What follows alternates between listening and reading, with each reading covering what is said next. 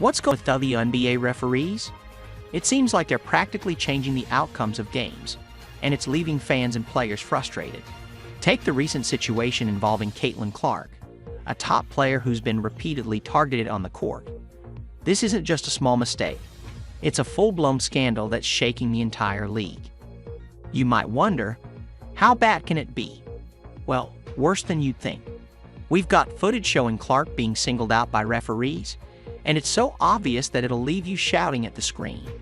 And here's where things get even more interesting. The WNBA's reaction to this shocking discovery? Well, it's something you'll want to hear about. Imagine watching a game feeling like something's off. Caitlin's been living that feeling all season.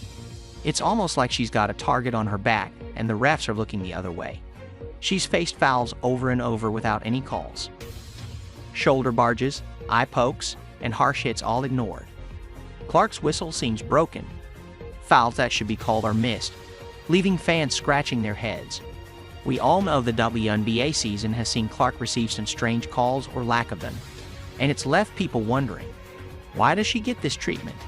Remember that game against Chicago? Clark drives to the basket focused and fierce, but then she's hit hard, knocked to the floor, and yet the ref stays silent. But here's the real kicker in the NBA. This kind of rough play would never fly. Whistles would be blowing, flags would be flying, and players might even get ejected. But in the WNBA, it's almost as if the refs are following a different rule book. So why the double standard? Let's break it down.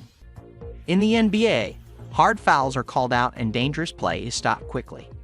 But in the WNBA, it's like players can rough each other up with no consequence.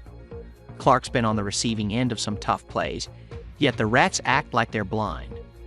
A recent stat showed that Clark received nearly 20% of the league's flagrant fouls this season, with 80% of them coming from the Chicago Sky.